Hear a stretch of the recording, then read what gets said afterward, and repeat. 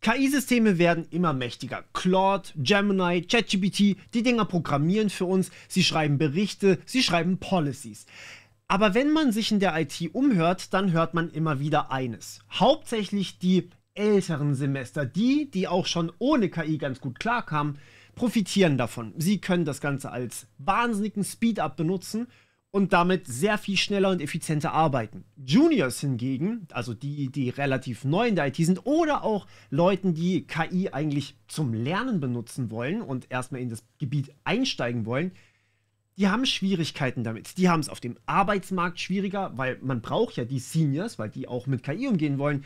Und gleichzeitig ist es oftmals ganz schwierig, in das Thema überhaupt erst reinzufinden. Also schauen wir uns heute deswegen an, wie können Juniors eigentlich KI wirklich sinnvoll nutzen? Und wir machen daraus wahrscheinlich mehrere Videos, je nachdem, wie ihr das ganze Thema findet.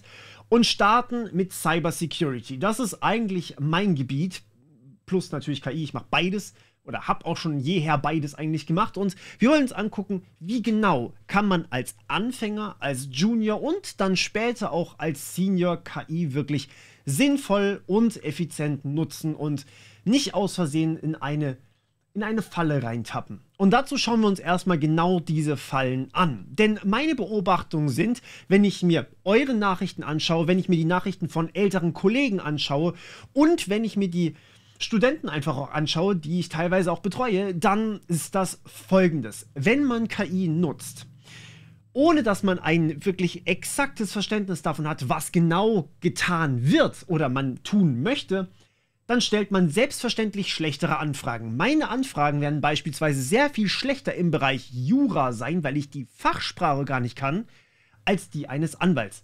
Logisch, oder? Und genauso ist es natürlich auch in der IT. Auch die Ausgabe wiederum kann ich natürlich sehr viel schlechter auswerten bzw. verwenden. Denn ich verstehe sie oftmals gar nicht. Und das führt zu einem Problem. Denn wenn ich KI nutze, muss ich mich auf die Ausgabe von KI verlassen und lerne dadurch weniger, weil ich ja gar nicht in das Thema reinkomme. Gleichzeitig wird dabei erwartet von mir, dass ich ja mehr tun kann, dass ich ja schneller arbeiten kann, weil ich habe ja KI zur Verfügung. Und damit muss es ja schneller gehen. Das ist genau dieses Problem, was wir immer wieder hören. KI macht nicht alles schneller. Sie macht die Tätigkeit, die man wirklich ausführen sollte, zu dem gewissen Zeitpunkt schneller. Und das ist fairerweise als Anfänger und als Junior definitiv noch nicht mit KI alles machen zu lassen und dann nur noch kurz drüber zu lesen und zu gucken, ob das auch wirklich okay ist. Das nächste, was mir auffällt, ist, dass immer wieder Leute mir schreiben, hey, die KI macht Fehler und ich kann das eigentlich dann lieber selber gleich machen. Und das ist auch in gewisser Weise richtig, denn wenn man sich mit den Ausgaben nicht richtig auseinandersetzt, wenn man sich mit dem Thema gar nicht richtig auseinandergesetzt hat und gar nicht richtig tief eingearbeitet ist, dann kann ich ja gar nicht erkennen, ob die KI einen Fehler macht. Genau das ist übrigens auch das Problem beim Vibe-Coding. Man kennt sich in seinem eigenen Code nicht mehr aus und wenn die KI sich dann wirklich mal verrennt, dann muss ich mich da erst einarbeiten und das dauert. Und deswegen gibt es Schwierigkeiten, richtig große Schwierigkeiten, wenn KIs halluzinieren oder wenn sie zum Beispiel auch einen Bias haben, der dann reproduziert wird. Beispielsweise, dass SQL-Injection gar kein Thema mehr ist oder dass es nur SQL-Injections gibt und die neueren Dinge, die man eigentlich auch beachten sollte, wie LLM-Injections oder Prompt-Injections, dass man das gar nicht als Fehler kennt, weil es einfach noch nicht in den Trainingsdaten drin ist, weil es zu neu ist. Und natürlich auch eingeschränkte KI-Systeme, vor allem Gemini übrigens, ist da ein Kandidat, die mir beispielsweise Security-Sachen gar nicht erlaubt. Ist ein großes, großes Problem, wenn ich irgendwann mal stecken bleibe. Was mir aber auch aufgefallen ist, und das ist wahrscheinlich mein Hauptkritikpunkt, warum man nicht einfach jeden Ausgaben vertrauen sollte und nicht die KI einfach machen lassen sollte, das kritische Denken wird schwächer. Und das bedeutet im Cybersecurity-Kontext, man verliert dieses Hacker-Denken, was man einfach braucht. Wie gehen Angreifer wirklich vor? Wie könnte man als Angreifer vielleicht sonst noch vorgehen? Genau diesen Gedankenprozess erarbeitet man sich häufig sehr, sehr lange und sehr mühsam in gewisser Weise auch.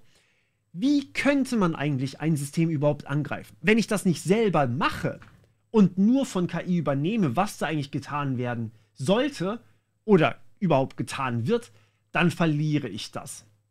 Und deswegen ist es natürlich nicht einfach ohne weiteres möglich, nur auf die Ausgabe von KI zu vertrauen. Aber man muss auch sagen, Die ganzen Menschen, die euch sagen, benutzt KI auf keinen Fall, das ist nur Scheiße und macht das lieber selber, die liegen auch daneben. Das muss man ganz klar akzeptieren und ja, das darf man nicht außer Acht lassen. Warum sollte man also KI überhaupt nutzen? Naja, ganz einfach, weil ich persönlich aktuell bei mir einen Faktor 3 oder sogar noch höher in Geschwindigkeitsboost feststellen kann. Ich misse das immer mal wieder, damit ich so eine grobe Einschätzung habe. Und am Anfang war es extrem, was es mir mehr vorkam. Mittlerweile hat sich so ganz gut eingependelt, dafür ist aber auch die Qualität wieder besser geworden. Und ich muss sagen, bei einem Faktor 3 kann man nicht einfach sagen, ja gut, dann lasse ich das. Faktor 3 bedeutet, dass ihr 3-mal schneller arbeiten könnt, euch 3-mal schneller in Themen einlernen könnt. Warum sollte man das nicht benutzen? Plus, es ist ein sehr, sehr kompetenter Mentor, der jederzeit verfügbar ist, den ich jederzeit Fragen stellen kann, die teilweise auch durchaus sehr, sehr nischig sein dürfen. Und es hat die Kompetenz auch in anderen Fachgebieten, die für uns als ITler und Cybersecurity-Experten auch wahnsinnig hilfreich ist. Ich mache mal ein paar Beispiele. Recht. Jura kenne ich mich nicht wirklich aus. Ich habe meine Bezugspunkte und ich habe natürlich auch Anwälte, die ich regelmäßig frage, wenn es dann wirklich zum Einsatz kommt. Aber um eine Ersteinschätzung zu bekommen, habe ich schon sehr, sehr häufig meine Rechtsschutzversicherung gequält oder befreundete Anwälte gequält. Und sagen wir es mal so, die sind A, nicht immer verfügbar und B, machen die natürlich auch Fehler und C, naja, ich muss sie bezahlen und teilweise kann das ganz schön teuer werden. Wenn ich also eine Ersteinschätzung bekomme, wo sofort klar ist, nee, das ist illegal, macht das auf keinen Fall, oder wo sofort klar ist, hey, das ist kein Problem, macht das auf jeden Fall, warum sollte ich das nicht benutzen, bevor ich dann tatsächlich den echten Anwalt frage? Ich brauche als selbstständige Person, was ihr vielleicht auch werden wollt, brauche ich auf jeden Fall Wissen über Finanzen, über BWL, über Steuerrecht. Und da ist KI tatsächlich auch sehr, sehr gut, bevor ich meine Steuerberaterin dann frage. Ich frage sie mittlerweile hauptsächlich in einem fertigen Brief. Das ist mein Plan. Deswegen glaube ich, dass es funktioniert. Ja oder nein. Das ist so die Idee. Und dadurch wird sie sehr, sehr viel günstiger für mich, weil ich nicht mehr so viel ihrer Zeit beanspruche. Und gleichzeitig kann ich mir auch selber mal sehr, sehr schnell eine Einschätzung holen. Und Psychologie selbstverständlich auch extrem wichtig. Wie würde man Social Engineering machen? Da spielen sehr, sehr viele psychologische Komponenten mit rein, für die wir ehrlich gesagt nicht ausgebildet werden. Dafür KI zu benutzen, wahnsinnig hilfreich. Und, das darf man auch wirklich nicht verkennen, manchmal stehen wir auch vor einer Wand. Manchmal ist genau dieses, was könnte man denn sonst noch tun, der ausschlaggebende Punkt. Vielleicht erkenne ich auch als Mensch nicht alle Möglichkeiten, die man für eine Anwendung, um Angriffe durchzuführen, finden könnte. Und da ist ein Brainstorming mit einem KI-System teilweise extrem hilfreich. Also, es ist keine Option, es vollständig zu ignorieren. Es ist aber auch keine Option, den Aussagen komplett zu vertrauen. Und hier wollen wir mal genauer reindippen. Was genau wollen wir eigentlich tun? Wie genau könnten wir es verwenden? Und ein großer Teil ist davon selbstverständlich Übung. Und hier will ich zu unserem heutigen Partner kommen, und zwar den Potsdam Cyber Games. Das sind CTF-Challenges in einer großen Veranstaltung, den Potsdam Cyber Games, für Einsteiger bis Profis. Das heißt, sie sind speziell einsteigerfreundlich gedacht. Dabei soll aber vor allem aufgeklärt werden, was passiert. Also was könnte sein? What if? Ja? Was könnte sein, wenn wirklich mal eine Anwendung unsicher ist? Was könnte wirklich alles passieren, wenn man eine bestimmte Schwachstelle hat? Und dazu bekommt ihr Hacking-Challenges. Challenges, die sogar mit Lehrmaterial verknüpft werden. Und dazu kommen noch weitere Extra-Challenges, die euch das Ganze nochmal als Aufbauwissen sozusagen vermitteln. Es gibt 20 große Challenges sozusagen in verschiedensten Kategorien, also Web, Forensik, Netzwerk, Krypto, also Kryptographie, Hardware und natürlich Porn. Das sind die ganz klassischen, hey, wie kriege ich Root-Rechte-Challenges? Und genau die werden veranstaltet, damit ihr Übung sammeln könnt, damit ihr sozusagen auch direkt Fuß fassen könnt. Und das finde ich ein so tolles Konzept, deswegen will ich das hier einmal ein bisschen detaillierter betrachten. Veranstaltet werden diese Challenges nämlich nicht von irgendwem, sondern von einem international erfolgreichen CTF-Team vom Hasso-Plattner-Institut. Das ist ein IT-Institut an der Universität in Potsdam. Das heißt, wir haben erfahrene Spieler und Spielerinnen, die euch im Endeffekt eigene Challenges zur Verfügung stellen und eine gesamte Plattform darum zur Verfügung stellen, die eben möglichst einfache und leichten Zugang gewährt, aber trotzdem echte Challenges zeigt,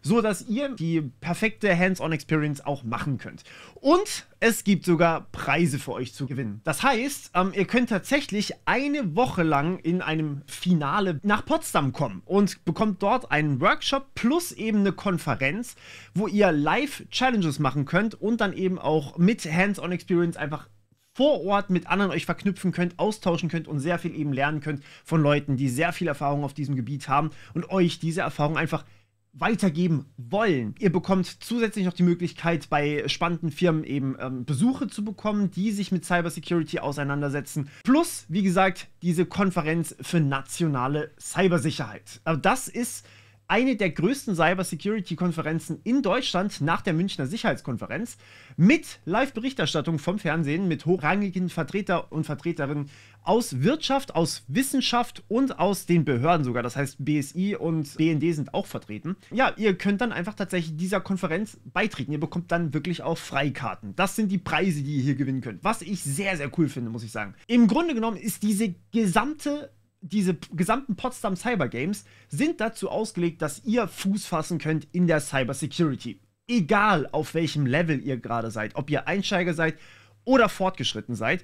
Und ihr könnt jetzt direkt loslegen. Also tatsächlich, nicht irgendwie in einer Woche oder sowas.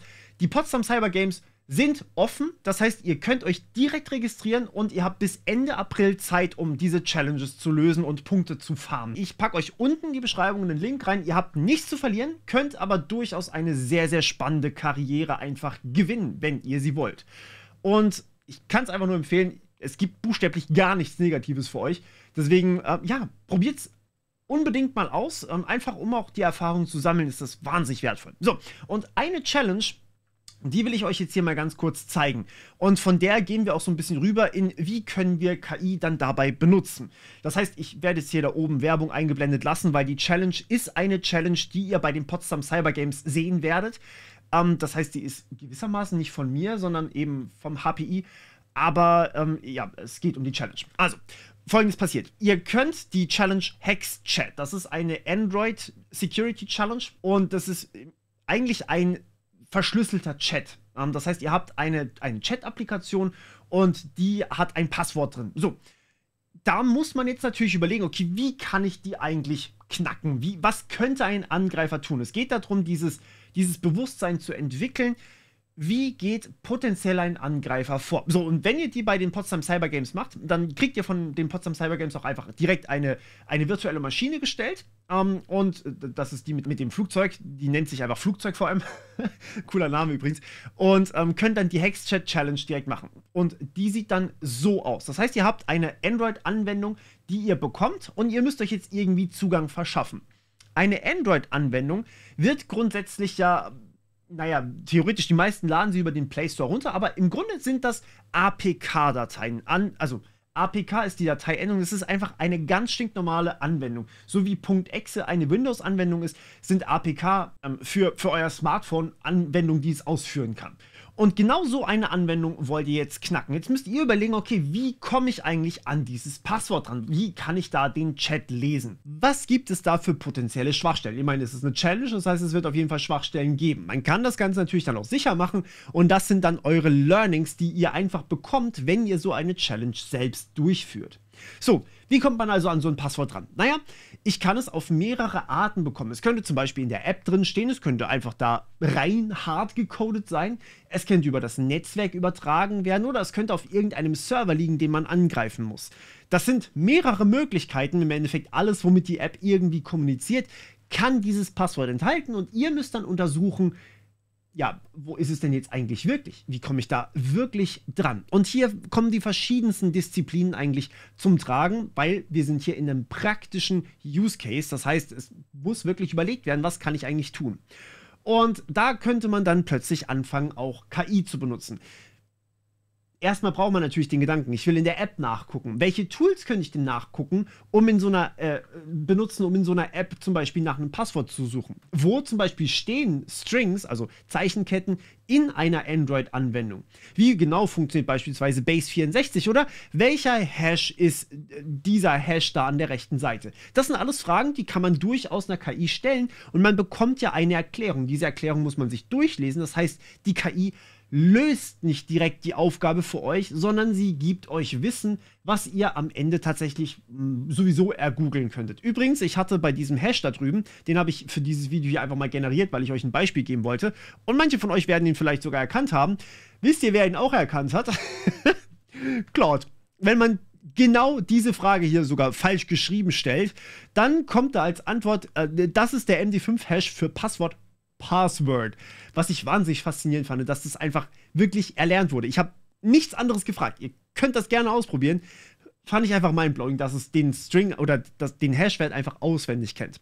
Aber ja, das soll natürlich nur zeigen, was man alles machen könnte. Da könnte man jetzt dann zum Beispiel über, wie kann ich eigentlich Hashes zurück umwandeln, wie funktionieren eigentlich Hashes und so weiter und so fort, könnte man natürlich drüber reden. Das heißt, man kann Fragen stellen über die Sachen. Man kann lernen über die Dinge, die man gerade versucht zu verstehen, über das, was man gerade untersucht. Wie funktioniert eigentlich so ein Netzwerkverkehr in der App? Wie kann ich den vielleicht einsehen? Welche Tools kann ich dazu benutzen? Und warum überhaupt werden Passwörter nicht im Klartext, sondern als Hash gespeichert? Warum ist auch das nicht immer sicher? Was sind eigentlich API-Header? Was ist JSON? Wie kann ich HTTPS in einer App umgehen? Und was ist Certificate Pinning? Und ja, die hängen alle zusammen. Und der Trick hierbei ist ja, dass diese Fragen oftmals aufeinander basieren. Das heißt, ihr könnt nachfragen. Und das ist etwas, das konntet ihr bei einer klassischen Google-Suche oftmals nicht machen. Das heißt, ich kann hier tatsächlich sehr, sehr viel mitnehmen. Ich kann sehr, sehr leicht einfach sagen, hey, ich gehe da tiefer rein in die jeweilige Materie. Ich stürze mich sozusagen in jedes Gebiet so tief rein, wie ich es brauche und so lange, bis ich das gelöst habe. Und ich sammle dadurch wahnsinnig viel Erfahrung. Und alles, was ich nicht weiß, das kann ich lernen. Und das kann ich lernen, das kann ich eben auch mit einer KI lernen. Die kann mir das sozusagen erklären, mir beibringen, mein Mentor sein. Und dadurch ist es wirklich im Grunde wie modernes Googlen für Erklärung. Das ist nicht ein Ding, was euch die Lösung gibt. Das ist, als würdet ihr eine CTF-Challenge machen und einen Walkthrough durchgehen. Und genau das wollen wir ja nicht machen. Wir wollen ja selber auf die Lösung kommen. Sprich, es ist im Grunde genommen genau gleich wie das, was ich zu meinen Studienzeiten gemacht habe, nämlich wirklich googeln. Nur, dass ihr jetzt tatsächlich hergehen könnt und ihr müsst nicht googeln, weil Google einfach nicht mehr gut funktioniert und auch damals schon nicht gut funktioniert hat, sondern vollgepackt ist mit Posts, die einfach wahnsinnig schlecht sind. Und oftmals nur an der Oberfläche kratzen, weil man da am meisten Traffic mitfarben kann. Ihr könnt jetzt hier tatsächlich sehr, sehr tief reingehen und dann wirklich auch euch in die Funktionalitäten, in die Algorithmen selber einlesen. Die KI-Systeme, die können das in den meisten Fällen. Ja, manchmal sind falsche Informationen dabei, aber wenn ihr solche Fragen hier stellt, dann kratzt ihr oftmals nicht so tief, dass die KI-Systeme das schon nicht mehr können.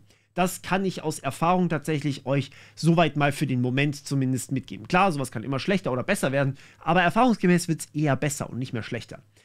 Und wenn ihr eine aktuelle Empfehlung zum Stand, was haben wir, April 2025 braucht, dann würde ich euch aktuell, weil ihr es wahrscheinlich nicht bezahlen wollt, Gemini 2.5 Pro empfehlen. Ja, kein Witz, ich mache noch ein Video dazu auf einem anderen Kanal. Beziehungsweise, wenn ihr das Video hier seht, sollte das schon da sein.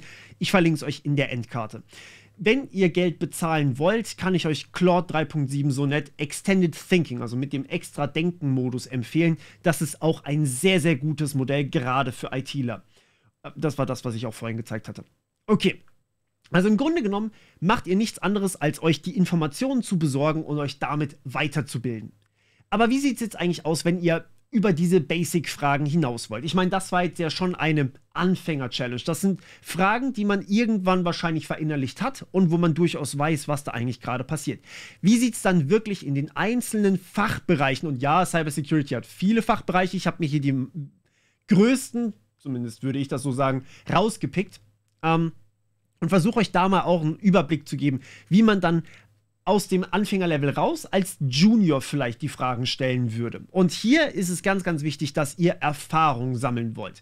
Zunächst einmal fangen wir an mit Security Operations. Security Operations könntet ihr zum Beispiel sowas fragen wie: Erkläre mir diesen Log von beispielsweise irgendeinem Event. Achtung an der Stelle, dass ihr keine sensiblen Daten an diese KI-Systeme mitgebt, solange sie nicht lokal laufen oder vielleicht vom Unternehmen gehostet werden. ChatGPT, Gemini, Claude, die benutzen alle eure Daten auch zum Lernen. Ihr übertragt damit Daten an einen Dritten und das heißt, ihr müsst euch davor mit Datenschutz auseinandersetzen. Deswegen das Ausrufezeichen hier, dieses Achtung. Ihr könnt aber auch zum Beispiel sagen, was sind eigentlich die IOCs oder die IOAs für einen gewissen Angriff? Und zum Beispiel dann mit Deep Research arbeiten, dass euch dann wirklich auch mal eine richtige Analyse zusammenschreibt. Und dann natürlich die einzelnen Quellen durchlesen. Was ihr auf keinen Fall tun solltet, ist beispielsweise eine Menge an Logs zu posten in eine KI und dann zu sagen: Hey, analysier mal, wurden wir angegriffen? Das ist offensichtlich falsch, weil das nimmt den gesamten Workflow, den ihr verwendet, und würde den durchführen. So, das Problem an der Stelle ist einfach, dass ihr bei diesem orange geschriebenen Befehl gar nichts lernt. Ihr wisst nicht, warum wurden wir angegriffen, was sagen mir diese Logs, was sind eigentlich IOCs, was sind IOAs. All das wisst ihr nicht. Und genau das braucht ihr. Die Begrifflichkeiten zu erklären, was ist eigentlich ein IOA, was ist ein IOC, was ist eigentlich ein Log, was ist ein Event beispielsweise oder was sind überhaupt für Angriffe, das wäre dann der Bereich, den ihr im Anfängerteil schon gelernt habt. Schauen wir uns das nächste Ding an. Threat Intelligence. Bei Threat Intelligence geht es ja darum, Bedrohungen zu analysieren und einzuordnen. Wie stark oder wie schlimm ist das Ganze? Was passiert eigentlich gerade und was kann ich dagegen tun? Beispielsweise könntet ihr dann fragen: Hey, das ist eine CVE, also eine Common, ja, eine CVE halt, ne? Mit einer gewissen Nummer. Und beispielsweise auch noch mit einem, sagen wir mal, Code-Fragment. Da ist häufig so ein Stück Code dabei, wo man dann auch einfach gucken kann, was tut das ganze Ding. Ihr könntet fragen, was ist eigentlich der Impact und was genau tut das da eigentlich? Und vielleicht habt ihr sogar noch eine Möglichkeit, dann noch mehr Rückfragen dazu zu stellen. Der Punkt dahinter ist allerdings, dass ihr ja trotzdem schon mal wissen müsst: Okay, ist diese CVE für mich überhaupt relevant? Und das Problem bei CVEs ist oftmals, dass sie in einen völlig anderen Fachbereich fallen, als das, was ihr beispielsweise gelernt habt. Also, wenn ihr, sagen wir mal, in einer Anwendung, die ihr überhaupt nicht kennt, eine CVE habt, aber die untersuchen müsst, dann müsst ihr da euch wirklich tief reinarbeiten. Und bei sowas kann natürlich ein KI-System extrem helfen. Dann gibt es natürlich auch noch die Möglichkeit, nach Mitigation zu fragen. Das heißt, wie kann ich eigentlich verhindern, dass beispielsweise eine Cross-Site-Scripting-Schwachstelle ausgeführt werden kann bei mir? Was würde man da normalerweise machen? Da würde ich dann aber euch empfehlen, nicht einfach zu sagen: Hier, das ist mein Code, verhinder mal, dass es XSS gibt, sondern ich würde fragen: Wie macht man das normalerweise? Wie kann ich damit umgehen? Und was ich nicht machen würde, ist zu fragen: Ist diese IP-Adresse bösartig? Oder schreibt einen kompletten Bericht über irgendeine APT, also über eine Advanced Persistent Threat Gruppe. Das wiederum ist etwas, das würde man so natürlich selber sich zusammensuchen und die Informationen selber zusammenpuzzeln. Man muss dann erstmal lernen, wie sieht so ein Bericht überhaupt aus? Was genau steht in so einem Bericht? Was ist überhaupt relevant für mich? Das würdet ihr nicht lernen, wenn ihr das einfach machen lasst. So, nächster Bereich wäre Reverse Engineering. Ein Beispiel dafür, also Reverse Engineering meint eigentlich, dass ihr aus einer Malware, die ihr vielleicht als Fragment bekommt, beziehungsweise als Code oder auch als ausführbare Datei bekommt, dass ihr die analysieren wollt und wissen wollt: Okay, woher kommen eigentlich meine Angreifer, woher kommen die Angriffe, und dadurch dann zum Beispiel die IP-Adresse blacklisten wollt, oder auch, was genau tut eigentlich diese Malware. So, und da könnte man dann zum Beispiel sagen: Hey, ich habe hier dieses Assembler-Fragment, beziehungsweise diese 1, 2, 3 Zeilen Anweisung. Was genau machen die eigentlich? Erklär mir wirklich ganz genau, was die da tun. Oder, was ich tatsächlich sehr empfehlen kann: Was tut eigentlich beispielsweise diese Windows API-Funktion hier? Also das heißt, in genau solchen Fragmenten steht dann oftmals drin: Hey, das ist ein Call auf diese Funktion, die eine Windows-interne Funktion ist. Das heißt, man greift auf die Windows-Schnittstelle zu. Und naja, dazu muss man halt diese internen Schnittstellen kennen. Davon gibt es aber so viele, dass man die in den seltensten Fällen wirklich alle kennen kann und auch nicht kennen muss. Jetzt würde man klassischerweise einfach hergehen und sagen: Hey, ich google nach denen. Aber ich kann auch ganz genau einfach KI fragen und fragen, hey, was genau macht eigentlich diese API-Function da? Und naja, was bedeutet das für mich? Was ich allerdings nicht tun sollte, ist einfach dieses Assembler-Paket da rein zu posten und zu fragen, hey, was genau macht eigentlich dieses Code-Fragment da? Oder, hey, hier ist Assembler oder hier ist eine Malware, analysier die mal, wo genau ist eigentlich die C2-Adresse? Genau das sollte man nicht machen, weil man dann selber schon gar nichts mehr lernt, sondern die KI die gesamte Arbeit machen lässt. Ihr seht, wohin das führt, ne? Ich bringe euch das trotzdem noch für die 3 weiteren Bereiche mit. Und zwar einmal App Security, das heißt zum Beispiel, warum ist dieser Code-Bereich hier angreifbar? Das sollte möglichst wenig Code sein und nicht einfach eine finde alle Schwachstellen in meiner Codebase, weil das macht natürlich wiederum keinen Sinn, sondern man möchte ja wirklich dann einzelne Zeilen analysieren. Warum genau? Also wie genau würde man genau diese Zeile Code angreifen? Sprich wirklich das Nitty-Gritty verstehen, bevor man es machen lässt von einer KI. Oder wie würde man eine parametrisierte, beispielsweise SQL-Anfrage durchführen in jetzt, sagen wir mal, PHP oder auch Python, damit die eben nicht mehr angreifbar ist. Wie würde sowas aussehen? Und bitte überprüft das, da gibt es gelegentlich durchaus noch Fehler. So, App Security, falls ihr es nicht gemerkt habt, meint natürlich die Anwendungssicherheit. Sorry, das habe ich gerade nicht dazu gesagt. Dann haben wir aber natürlich auch noch den Fachbereich Cloud Security, das heißt die Sicherheit von Cloud-Systemen. Und hier müsste man zum Beispiel auch wissen, hey, was ist eigentlich der Unterschied zwischen AWS Security Groups oder Network ACLs? Das muss man erstmal wissen, bevor man die natürlich einrichten kann. Aber ich lasse mir die nicht von einer KI vollständig einrichten, sondern was ist der Unterschied zwischen den beiden? Und ich kann beispielsweise fragen, was macht eine gewisse Eigenschaft in irgendeinem gewissen Bereich, den ich dabei, sagen wir mal, AWS oder irgendwo anders einrichten soll. Was ihr allerdings nicht tun solltet, ist euch eine vollständige Konfiguration oder irgendein Terraform-Skript oder irgendwelche administrative Software vollständig schreiben zu lassen, wenn ihr euch gar nicht mal richtig mit dem jeweiligen Tool auskennt. Sprich, erst Terraform lernen bitte, bevor ihr euch Terraform-Skripts schreiben lasst. Logisch. Und dann der letzte Bereich gibt es natürlich auch noch GRC, also Government, Risk und Compliance. Da geht es darum, wie verwalte ich eigentlich meine Anwendung, dass da auch wirklich nichts nach außen wegkommt. Wie bin ich eigentlich gesetzeskonform oder welche Risiken habe ich eigentlich? So, und hier geht es jetzt zum Beispiel darum, was ist eigentlich ein schützenswertes Datum? Also PII steht für Personal Identifiable Information, also personenbezogene Daten im Grunde genommen. Ist eine IP-Adresse beispielsweise, fällt das unter PIIs? Wenn ja, wie kann ich die schützen? Wie kann ich die beispielsweise aus meinen Logs entfernen?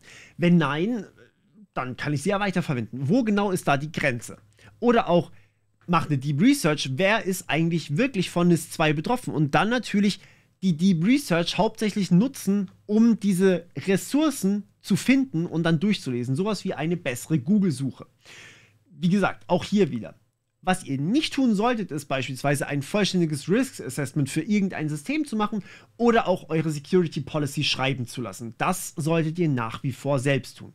Und wenn ihr all das durchgeht, dann habt ihr nach wie vor die Hauptarbeit und das, wo man wirklich dann auch das machen muss, habt ihr immer noch bei euch. Ihr benutzt im Grunde genommen auch hier KI-Systeme als, ich sag mal, tiefere Wissensdatenbanken, die man sich technisch gesehen auch ergoogeln kann, die ich mir viel ergoogelt habe, aber so geht es halt sehr, sehr viel schneller. Und fairerweise, wer sich sowas noch nicht ergoogelt hat, der möge mir sagen, wer seine Quelle ist.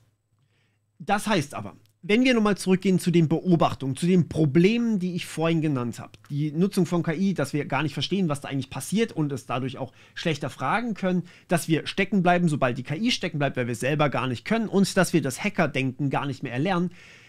Im Grunde genommen bauen wir uns hier ein eigenes Verständnis auf. Wir lernen die Sachen ja. Wir wollen verstehen, wie es hinten dran funktioniert und dazu benutzen wir die KI. Wir fragen die KI nicht direkt nach einer Lösung. Wir bleiben auch nicht stecken, wenn die KI plötzlich keine Ahnung mehr hat, sondern wir wissen ja grundsätzlich, was wir tun und wir benutzen die KI nur als eine Art Google-Ersatz, der besser funktioniert und schneller funktioniert. Und vor allem, wir führen durch. Das heißt, wir lernen auch, wie man als Angreifer denkt. Wir trainieren uns ja. Und wir lassen nicht die KI einfach machen. Das heißt, die 3 großen Problempunkte, die fallen hier eigentlich weg. Während gleichzeitig die großen Positivpunkte, die bleiben nach wie vor verfügbar. Wir haben nach wie vor natürlich die Möglichkeit, mit KI uns sehr viel schneller Wissen aufzubauen, sehr viel tiefer in einen Deep Dive zu gehen, ohne wirklich sehr viel mit oberflächlichen Posts oder irgendwelchen SEO-optimierten Artikeln kämpfen zu müssen. Wir haben die Möglichkeit, hier einen sehr kompetenten Mentor zu haben und wir nutzen aus, dass man unsere Blindspots auch dann mal ausmerzen kann, dass wir in der Hinsicht einfach mehr auch da reingehen können und da einfach auch lernen können, was wir davor vielleicht noch nicht wussten. Und das alles machen wir natürlich abgestuft. Ihr werdet als Anfänger und als Junior eine völlig andere Nutzung von KI bei euch sehen, wie ihr es als Senior habt. Das heißt, wenn ihr am Lernen seid, dann lernt ihr nach wie vor für euch. Ihr könnt in jedes Thema einfach so deep diven, habt jedes Mal jemanden, der euch berät, der euch mit Expertenwissen berät und der euch beim Deep Diven unterstützt. Ihr habt die Möglichkeit zu brainstormen, ihr habt die Möglichkeit, sehr viel Kontext zu lernen, wie das funktioniert, wieso das passiert und was da eigentlich dahinter steckt. Und ihr bekommt Erklärungen zu wirklich jedem Thema, das ihr wissen wollt. Gleichzeitig habt ihr auch etwas, das euch im Grunde genommen Dinge abnimmt, die ihr in eurem Expertenbereich nicht unbedingt braucht. Also eine Art Ersteinschätzung für rechtliche Themen, für BWL, für Psychologie. Da brauche ich auch nicht unbedingt ein Studium für. Wie gesagt, ich habe auch kein Studium in BWL, ich habe kein Studium in Psychologie oder in Jura. Und trotzdem muss ich mit diesem Fachbereich natürlich irgendwie arbeiten. Ich habe meine Experten, die ich fragen kann, aber wenn man startet, dann fehlt einem das Geld oftmals für sowas. Und dafür kann man auch KI benutzen. So, als Junior hingegen, das ist der zweite Bereich hier, da wollt ihr hauptsächlich Erfahrung sammeln. Das heißt, ihr wollt lernen, okay, wie fühlt sich das wirklich in der Praxis an? Ihr wollt einfach tun.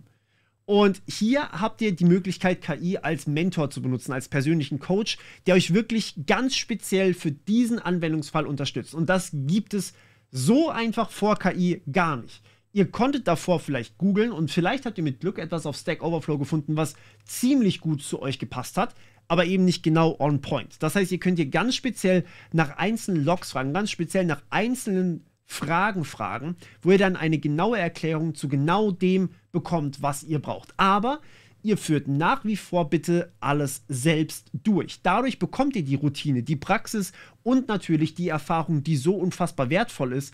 Und ihr habt mit KI eine Art, naja, beim Programmieren sagt man Pair-Programmer, ich habe es hier mal Pair-Analyst genannt, der euch weiterhilft, falls ihr irgendwo mal hängt. Ihr müsst euch nicht ein vollständiges Walkthrough von irgendeinem CTF angucken. Das habe ich viel getan und dadurch wurde ich natürlich für genau diese CTFs komplett gespoilert. Ist ja logisch, oder? Aber ihr könnt jetzt hier auch einfach, Achtung, sagen, bitte spoiler mich nicht. Das könnt ihr der KI wirklich sagen, kann ich euch sehr empfehlen. Und dann nach einem Schritt, was ihr vielleicht noch tun könnt, nachfragen. Nicht direkt nach einem vollständigen Spoiler, sondern ihr wollt ja die Erfahrung sammeln. Und wenn ihr diese Erfahrung habt, dann seid ihr irgendwann auf dem unteren Bereich hier. Und dann seid ihr in Richtung Senior unterwegs, wenn ihr diese langjährige Erfahrung irgendwann habt. Und dort ist es dann so, und das ist fairerweise auch nicht anders als das, was wir bislang gemacht haben, dass man andere, in dem Fall KI, machen lässt und dann natürlich mit diesem KI-System umgehen muss. Und wenn wir in die Praxis gucken und ganz, ganz ehrlich sind, dann nutzen Seniors sehr, sehr häufig, oder auch Seniors im Sinne von Projektmanagement, nutzen sehr, sehr häufig ausländische Arbeitskräfte, die günstiger sind. Jetzt mittlerweile lassen sie halt sehr viel KI machen. Und da macht dann die KI die Arbeit und man schaut dann, okay, wie gut ist das? Was muss ich da wirklich noch dran verbessern? Und man muss sowieso noch mal drüber arbeiten, weil da Fehler drin sind. Das ist aber auch nicht anders, wenn ich das jemand anders machen lasse, der vielleicht keine Erfahrung auf dem Gebiet hat. Das ist völlig gleich geblieben. Nach wie vor muss man als Senior immer noch mit den Ergebnissen arbeiten und die zusammenpacken, die verarbeiten, die sinnvoll nochmal drüber arbeiten und vor allem auch wissen, was darf ich einer KI nicht geben, was darf ich nicht einfach so an Informationen nach draußen geben, weil es beispielsweise ein Datenschutzproblem gibt. Was kann die KI vielleicht nicht gut und was kann sie eigentlich wie gut genau? Das heißt, wenn ich etwas machen lasse, dann muss ich sowieso nochmal gründlich drüber reviewen. Und im Grunde genommen ist das auch kein neuer Workflow für einen Senior. Wie gesagt, das hat man jahrelang so gemacht. Das heißt, es ändert sich nichts, nur dass die Tools im Endeffekt sehr viel effizienter werden, beziehungsweise die Tools hier ja, sehr viel mächtiger werden und euch besser dabei unterstützen können. Beim Lernen, beim Erfahrung sammeln und auch beim Machen lassen, wo ihr dann nur noch mal drüber lesen müsst. Aber es kommt halt darauf an, wie hoch ist eigentlich euer Erfahrungsschatz und wie viel könnt ihr eigentlich dann wirklich auch noch selber einschätzen dabei. Gut, so, das wäre jetzt mein Take dabei, wie ihr KI am besten benutzen könnt, um euch in Fachgebiete einzuarbeiten. Ich bin mir zu 100% sicher, dass es da einige Leute gibt, die eine ganz, ganz andere Meinung davon haben und auch, ja, was ganz anderes da an Erfahrung mitbringt. Deswegen, falls ihr so jemand seid, super gerne unten in die Kommentare schreiben, was genau eure Erfahrung damit ist. Ich würde euch am allerdringendsten empfehlen, euch einen Wissensschatz aufzubauen. Einen Wissensschatz in eurem Fachgebiet und einen Wissensschatz, was die KI angeht. Das nimmt euch niemand mehr weg und das braucht ihr sowieso auf jeden Fall. An der Stelle vielleicht noch kurz eine Empfehlung von meiner Seite. Wir haben, wie ihr vielleicht wisst, den Morphreader soweit jetzt auf Play Store und App Store. Ich arbeite gerade an der dritten Version, muss man sagen, die komplett nochmal reworked wird, also wirklich komplett neu geschrieben wird. Und ihr könnt aber trotzdem die aktuelle Version sehr, sehr gut nutzen. Die ist auch fertig soweit. Es gibt nur noch ein paar Optimierungen, die ich gerne machen möchte. Und deswegen habe ich die Architektur umgestellt und dazu kommt auch nochmal ein separates Video, aber das ist ein anderes Thema.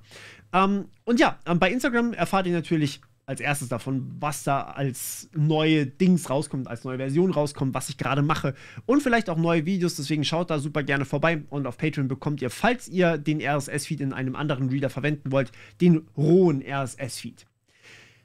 Und dementsprechend vielen, vielen Dank, dass ihr dabei wart. Ich bin sehr gespannt, was ihr dazu sagt. Bis zum nächsten Mal im Cyberspace. Ciao.